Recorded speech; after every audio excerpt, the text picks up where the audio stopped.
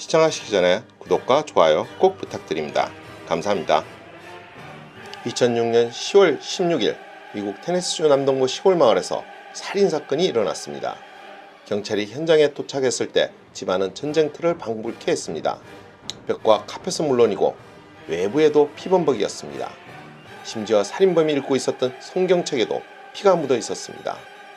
그 범행의 주인공은 브래들리 왈드럽. 당시 그는 별거 중이던 아내와 자신의 4명의 아이들을 기다리고 있었습니다. 이미 그는 술에 취해 있었고 그때 아내는 친구 레슬리 브래드쇼와 4명의 자녀와 함께 브래들리 왈드럽의 집에 도착했습니다. 그리고 얼마 후 둘은 말다툼을 하였고 순간 왈드럽은 아내의 친구 레슬리 브래드쇼에게 총 8발을 발사해 살해하였습니다. 그리고 그녀의 목을 잘라버렸습니다. 아내는 필사적으로 도망쳤지만 붙잡혔고 왈드럽은 그녀의 손가락을 잘랐고 그리고 그녀를 집 안으로 끌고 들어갔습니다. 하지만 다행스럽게도 아내는 기적처럼 왈드럽의 소나기를 뿌리치고 밖으로 도망치는데 성공했습니다. 법정에 들어선 왈드럽은 모든 범행을 인정했고 증거도 너무나도 명백했기에 1급 살인죄로 사형을 선고받을 것임은 명백했습니다. 그런데 그의 변호인 윌리 리차더슨은 당시의 살인의 원인은 그의 유전자 변이 때문이라고 주장했습니다. 이미 변호인 리차더슨은 벤트빌트 대학의 범죄 심리학자인 윌리엄 버넷을 찾아가 왈드럽의 정신분석을 의뢰하였습니다. 그리고 버넷은 왈드럽의 혈액 샘플을 대학의 분자유전학 연구소에 보내 유전자를 분석하도록 했습니다.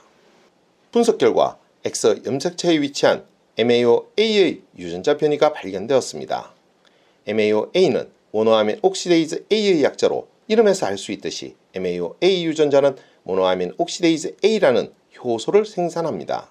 이 효소는 체내의 세로토닌과 도파민 등을 분해하는 역할을 하는데 이 중 세로토닌을 분해하는 역할이 공격성과 깊은 연관을 가지게 됩니다.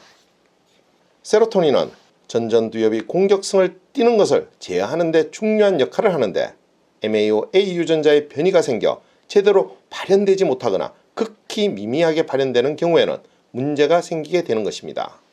이 경우 세로토닌은 과도하게 축적되고 결국 공격성을 제어하는 것이 아니라 뇌가 세로토닌에 무반응하면서 결국 냉담하고 타인에 대한 연민을 느끼지 못하는 사이코패스 성향으로 이어진다는 것입니다. 한편 버넷은 이미 2004년부터 왈드럽과 같은 사람들의 DNA를 분석하는 일에 몰두했는데 그동안 살인죄로 기소된 30명의 형사피고인의 유전자를 분석한 결과 그들에게서 공통적으로 MAO-A 유전자 변이를 발견했다고 합니다. 법정에 참고인으로 출석한 버넷은 유전자 변이가 그를 폭력적으로 만들었다고 단언할 수는 없지만 여러 요소 중에 하나임은 분명하다고 했습니다. 그리고 그는 이런 유전자 변이가 어린 시절 학대의 경험과 결합될 경우 폭력성이 발현될 확률이 4배 이상 높아진다고 했습니다. 이후 11시간의 숙고 끝에 배심원들은 살인이 아닌 과실치사로 결정을 내렸고 판사는 32년형을 구형하였습니다. 이는 살인의 원인 중에 하나가 개인이 통제하기 어려운 유전적 변이를 인정한 대표적 사례라 할 것입니다.